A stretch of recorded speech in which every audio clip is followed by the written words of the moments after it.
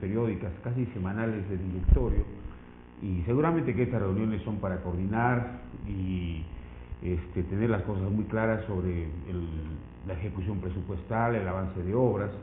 Y aquí yo estoy observando de que hay un enfrentamiento, ya una disputa interna entre varios grupos que existen dentro del gobierno regional. El grupo que es muy cercano a la familia, a la que pertenece el señor Cela, el grupo que es de personas invitadas que pertenecen al grupo del mismo gobernador regional, parece que no se lleva muy bien.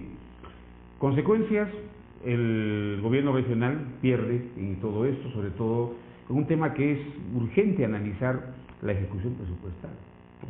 Y estamos peor que los años anteriores este año en ejecución, entonces preocupante realmente para mí. Esto, digamos, se suma seguramente otros factores. ¿Por qué este gobierno regional, con un gerente general que tiene como carta de presentación haber sido formado en el programa Servir, que es visto en el país, en el mundo de la administración pública como lo máximo, ¿no?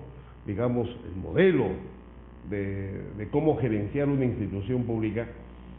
¿Cómo es posible que teniendo un gerente de este tipo, que habiendo hecho algunos cambios, como en la administración del gobierno regional, no camine de ninguna manera, no pasa del 40% su ejecución presupuestal? Y a octubre, esto ya es alarmante, Walter. ¿Qué otros factores ves tú como consejero regional? Bueno, el gerente general llegó con esos créditos de conocer muy bien el tema Servir, pero estaba muy solo, ¿no? Pero detrás del gobernador había otro grupo de personas que estaban preocupados en otros temas, seguramente los diezmos, especulo, sobre valoración de adquisiciones, otro tipo de preocupaciones que no han sido las preocupaciones por el avance de las obras en el ámbito físico.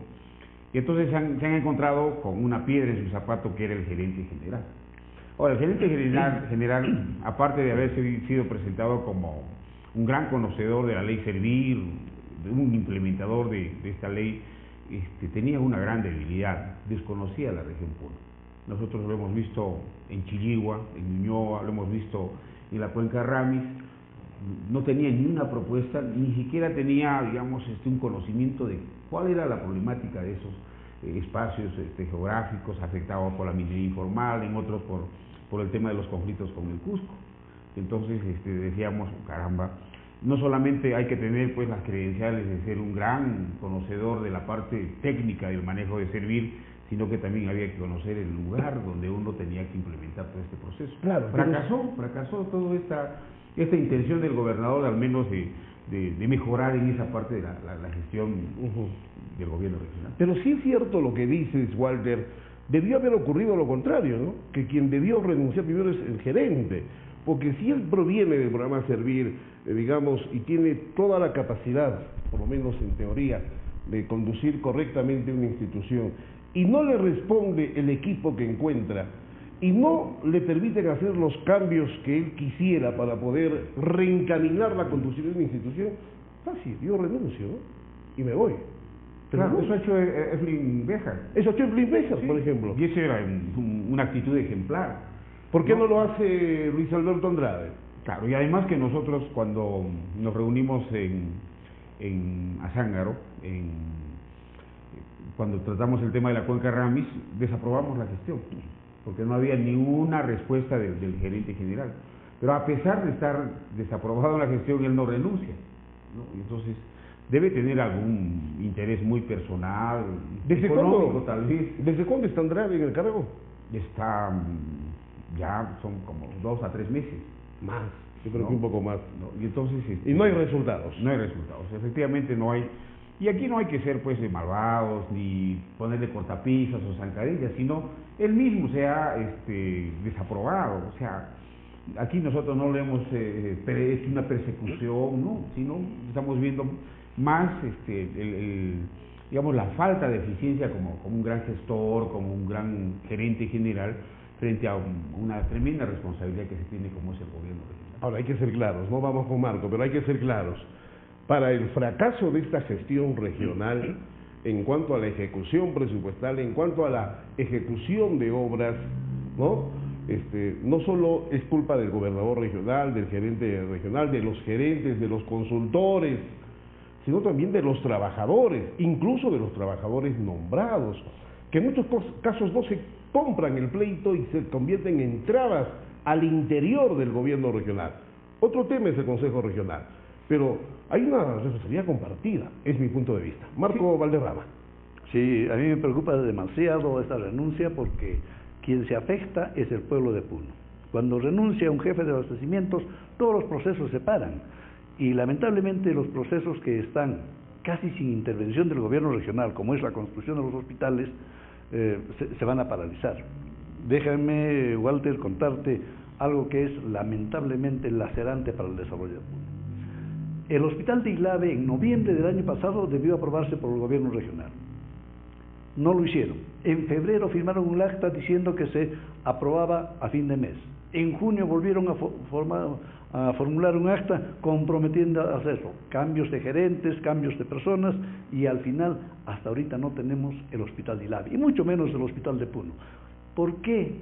¿Por qué nuestro presidente regional, a través de su oficina de imagen institucional, a través de su oficina de comunicaciones, lanza una mentira tan grande al pueblo de Puno que va a construir un hospital para cada provincia, sabiendo que esos hospitales vienen directamente presupuestados desde la capital de la República? Y lo único que han hecho es pedir la transferencia presupuestal, nada más.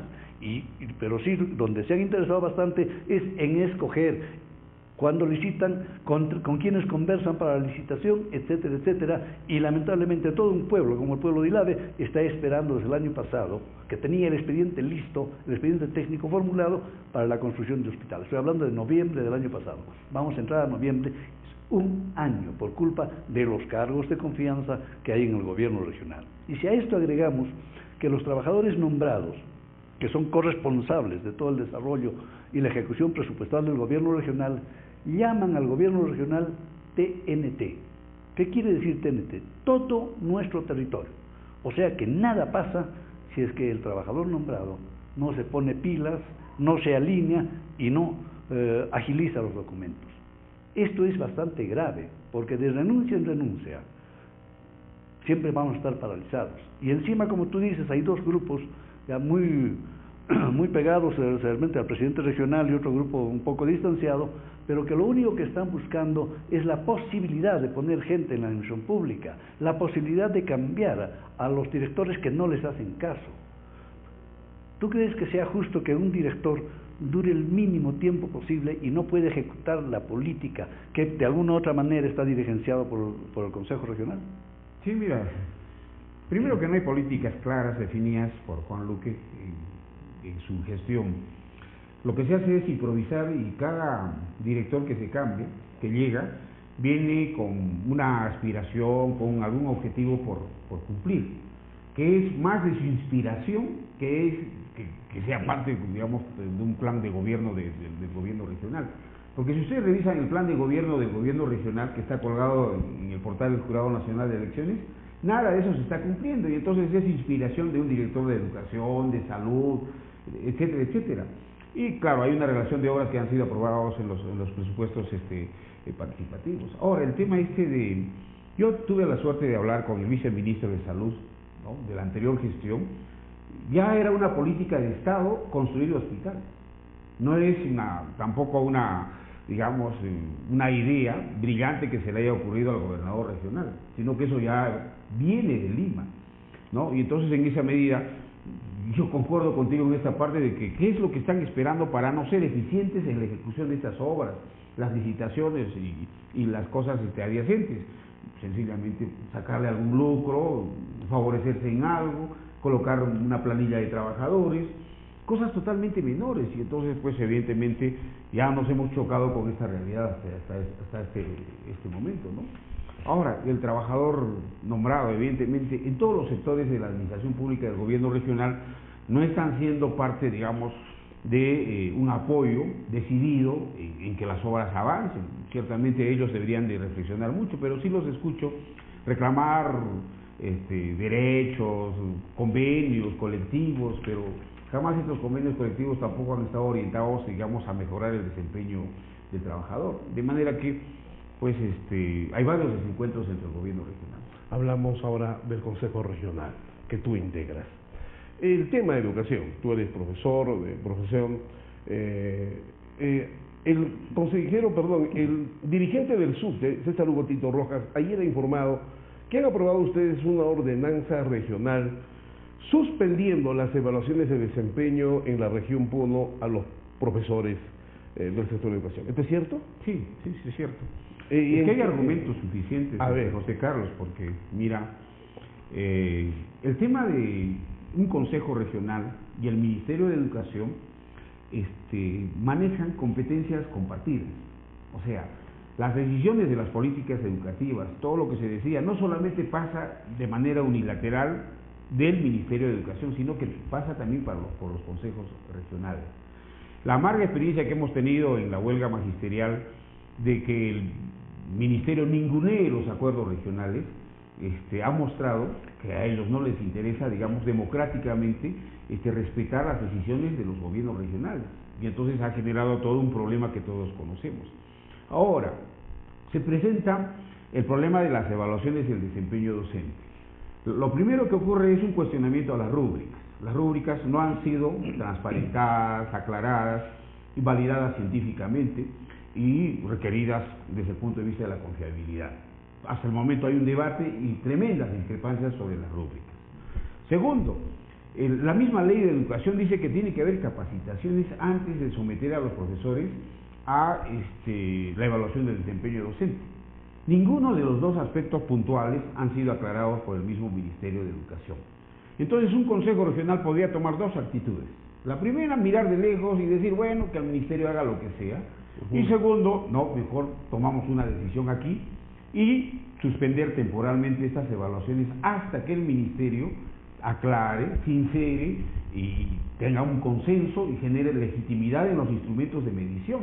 Y entonces el profesor también sienta confianza de que está siendo evaluado de buena fe, y entonces pues evidentemente que se proceda con todas las evaluaciones venideras. En eso tenemos competencia nosotros como ¿Esta consejo. ordenanza tiene antecedentes en el país?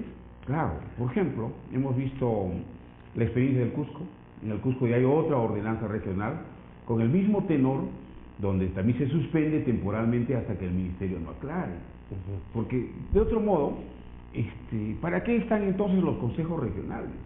Si el Ministerio de Educación va a implementar una política en detrimento de los niños y el Consejo Regional no tiene que decir nada porque el todopoderoso Ministerio de Educación es el que decide finalmente todo, no puede ser así. Ahora, si ellos están preocupados y son respetuosos, digamos, con la legislación pequeña de los gobiernos regionales, que presenten una acción de inconstitucionalidad. Pero ¿hasta qué punto estas ordenanzas son efectivas? Ustedes declararon legal la huelga del SUTE, ¿no es cierto? Así es. Y en base a esa declaratoria se dispuso que no habría descuentos en la región Puno. Al final ha habido descuentos. Así es. Yo lamento pues que el concepto de democracia, el concepto de descentralización, el concepto de desconcentración de poderes esté escrito muy bien en los papeles, pero nadie no lo está respetando el mismo Ministerio de Educación y los otros ministerios, Eso es y cierto. el Ministerio del Interior. Claro, por eso te pregunto, ¿hasta qué punto, digamos, se respetará esta nueva ordenanza? Claro. ¿No? ¿Hasta qué punto será efectiva?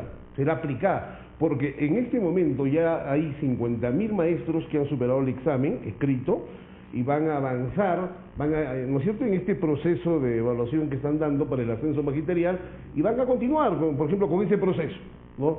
Entonces, hay un sector del magisterio que se está sometiendo a las disposiciones nacionales. Probablemente dentro de ese universo hay puneños, muchos profesores puneños. Claro. El tema es, hay que diferenciar dos cosas, ¿no? Primero, que hay una evaluación de ascenso. Es la que se está realizando. Que hasta el momento yo no he visto un cuestionamiento del SUTE a esa evaluación.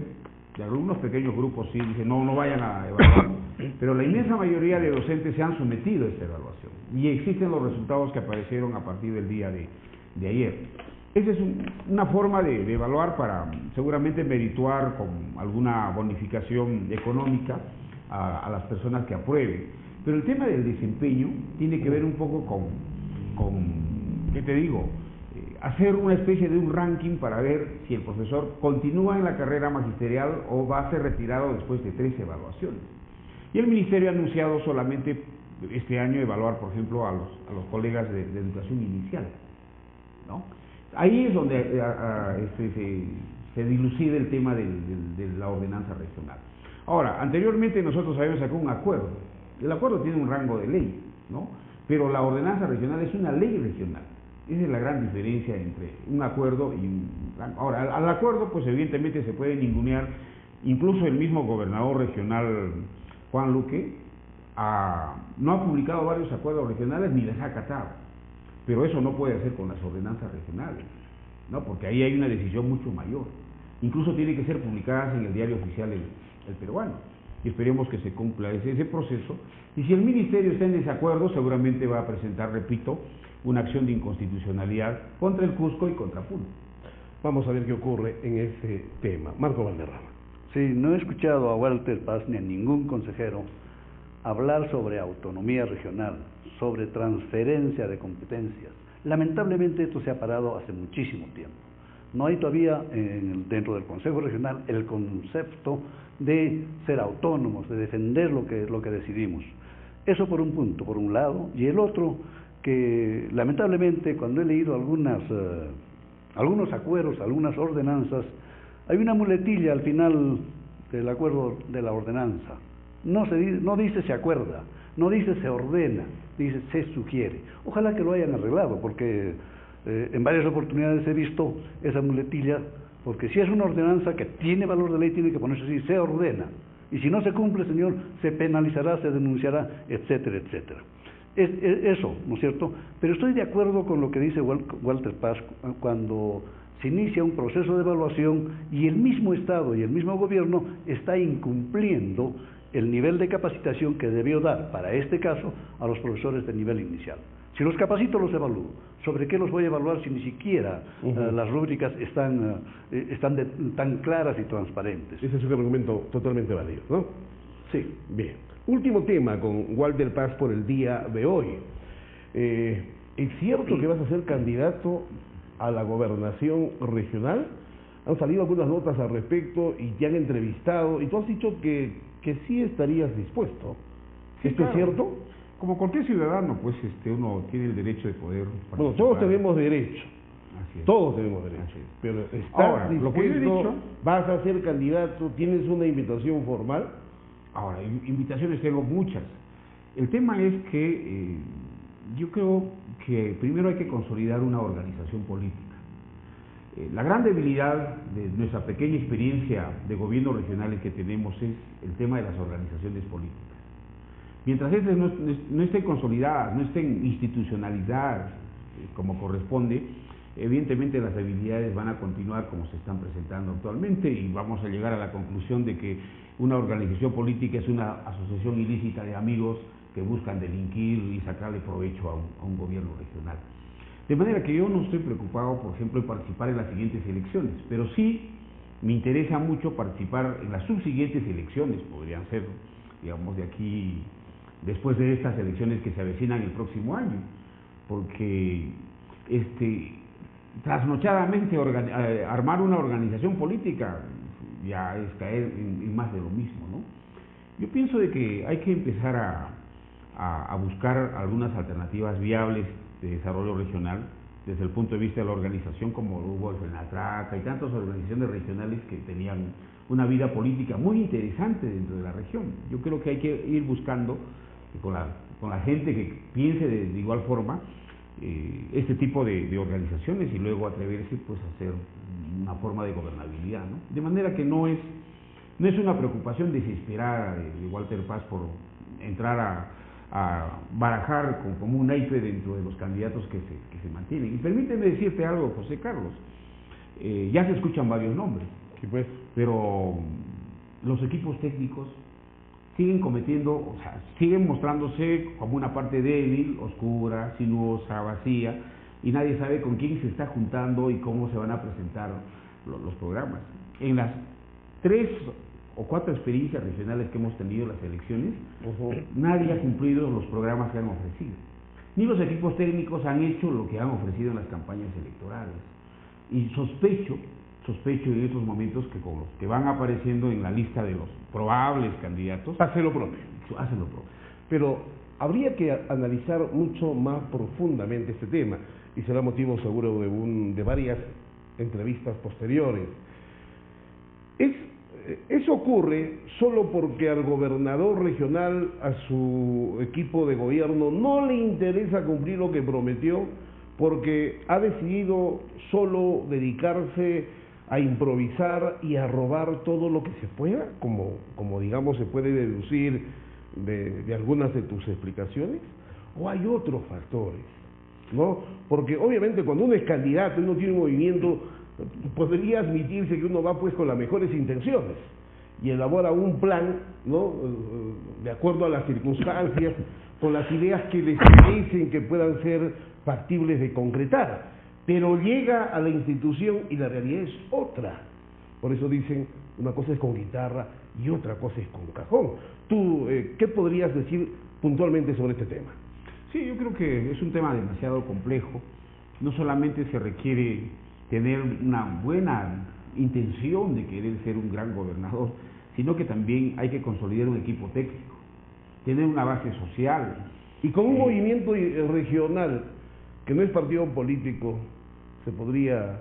No, por eso yo digo, te repito, José Carlos, si vamos a continuar con esta misma experiencia, sin reformar la ley de partidos políticos, sin ver el tema electoral, se va a repetir la historia, ¿no? Se va a repetir porque ¿quién está detrás? Vamos a poner nombres. ¿Quiénes están detrás de Walter Arumí? ¿Quiénes están detrás de Alexander Flores, del señor Saya? ¿Quiénes están? No los conocemos. Y de pronto van a ser una agrupación improvisada y van a aparecer en las gerencias, van a ofrecer las cosas como siempre nos han ofrecido, cosas muy, muy interesantes, sacadas de ya. Ahora que se ha democratizado la información, van a hablar de gobernanza territorial, nos van a hablar del gobierno electrónico, nos van a hablar del desarrollo de fronteras, de todo nos van a hablar. Pero cuando toman el poder, las cosas van a ser totalmente diferentes. Y entonces, ni el Estado tiene voluntad de modificar la ley de partidos políticos, ni los ciudadanos han construido pues una ciudadanía capaz de organizar, ¿no?, sólidamente una organización y trabajen pues digamos en un servicio ético al servicio de la población. Hay reformas en camino, ¿no? Algunas de allá han desaparecido, por ejemplo, los movimientos políticos locales, distritales, así es, provinciales. Vamos a ver qué ocurre en lo posterior, qué reformas más se hacen, y seguro que vamos a tener que volver a conversar contigo y con muchos personajes más de la política local y regional sobre estos temas.